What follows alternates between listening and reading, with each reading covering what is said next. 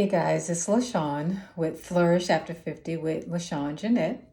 I hope you guys are well. I wanted to come on here. I guess this video will be just maybe a bit of a story time. Again, if you're not quite sure what this channel is about, so really it's going to be a little bit about everything. It's going to be about faith, it's going to be about lifestyle, maybe some health tips somewhere, along the way. So I don't want to put this channel in a box, so to speak. I want to speak to, different people who are in maybe the same season that I am in, meaning you're over 50, but you're at different points or you're in different chapters in that particular season. So again, in this particular video, I wanted to come on here and just talk about maybe just a little bit of dating. Now, I am divorced and I have been for a few years now. I have two kiddos that I love very much. But as you can imagine, I guess as far as dating goes, it could go from essentially being non existent. Literally, for some, I know there are stories out there where a lot of people have probably been divorced a lot longer than I have, let's just say 20 years. And within those 20 years of being divorced, maybe they have not tried to date at all, whether it be because of circumstances, they just don't want to, not interested. I guess for me, I've recently become interested in dating. My children are a little bit older now. So for me, I just kind of want to, I do want that companionship, but I'm not desperate for it either, because I know that the Lord has been working on me to become a godly wife, because I understand with my first marriage, I was a wife on paper. So yeah, there's two sides to every story, and I'm sure at some point I might get into just a little bit of that, but that is in my past. I am a new creation in Christ. The old things have passed away, as the word says. So I am grateful for God that He has placed it on my heart to want to be in a God-centered, healthy marriage. So when I say dating, I don't mean, to go out here and let everybody put their hands on you, let everybody kiss on you and what have you. That's not what I'm talking about. It's about, establishing a friendship first to see if there's anything there, to make sure your values and your morals align, making sure there's some type of physical attraction. Because let's face it, you guys, there has to be something, and maybe this is against popular opinion, but there has to be something that you find physically attractive about a person in order to want to get to know them on a romantic and personal level, at least for me. And I'm not so holy that, I don't want somebody that I am physically attracted to. So yeah, once you get that out of the way within the first few seconds, and that could be anything. Hey, I like his haircut. I like the way he dressed. I like his cologne smells great. He's funny. He has a great smile. He has what I call basketball player arms, where the muscles are defined. And I, by no means, am interested in anybody with, what I call prison muscles, those muscles that are just way too much. You look like the Incredible Hulk, for those of you who are familiar with the old school show of that, and you know what I'm talking about. So, but and I'm not picky either, to the point to where, oh, he's got to be 6 foot, dark skin. I'm not, hung up on height.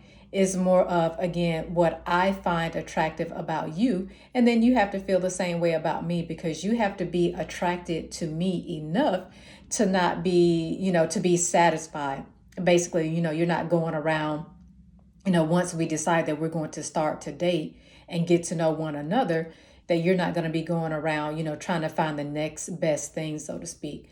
So again, for me, the best thing that I could do for my future husband the best thing that I can do is to not allow everybody to put their hands on me, to put, to lay claim to my body, so to speak, because I don't want to get into that either. I don't want to bring unnecessary temptation. So I want to date the godly way, so to speak, meaning, just praying about a person and asking the Lord to open my eyes, if this particular one is, worth my time, and if I'm worth their time, and if they're not, remove me from him, and vice versa. So I wanted to talk about just one experience, and I don't know if I'm going to make this a series, and I don't know if or when I'm going to even release this video, but I felt I needed to record it just in case I'm led to release it, because it may be for someone. So I am currently on one site, and I go back and forth with it. So I've been on there probably, today is Monday, March 29th. I think it's the 29th, or maybe the 30th, somewhere along there. Let me see. Let me look. Yeah, so it's the 30th. So my bad. So today is March 30th. So just to give some context, and just FYI for myself, again, whether I release it or not, I'm not quite sure yet, but I wanted to record it. So I'm on a site, and I get, quite a few, messages and interest from guys that are really, younger than me, from 15 years younger to 18 years younger than me. And yeah, I get, a Cleophas or a Rufus here and there. I get that too. But most of, just to put it in context, most of the messages and the interest that I get are from guys that are 15 to 18 years younger than me, which is fine. I mean, if you have your stuff together, and like I said, there's some type of, there has to be mutual tongue tie interest there as well. So some of those, kind of just through discernment, just because of where I am in life, yeah, there's no point in even responding, because some of it is, you're a heavy drinker, you're a heavy smoker, your profile doesn't match your pictures, meaning what you're saying. You say you're not a smoker, or occasionally, but every picture that you post, you have a cigarette or a cigar and or a drink in your hand. So, really that's not my thing, and I'm not bashing anybody, do you. I'm not here to change anybody. But that's not my thing. But and then you go, you get some of the profiles where these guys look like that they actually have it together. So this one particular, the one I'm going to share with you today, is of a guy. He was I think about 10 years younger than me, but he looked, quite honestly, to be my age. I thought he was a little bit older. So we got to the point where, I felt comfortable speaking with him over the phone. So we talked on the phone for a little over a week, and we decided to make plans to meet, because I don't know if you guys have seen this show called The Never Ever Mets. And I think it's one or two seasons. And I know I've seen two seasons, but I'm not quite sure if it's more than those two seasons. And it's where these people, they form this online relationship, some of them for several months, some of them for several years. And I think the last season that I watched, there was a couple on there. They had been in this virtual online so-called relationship for about 5 years, I think. And, and this is a sidebar, so I hate to go left, but just to give you some context of what I'm about to say next.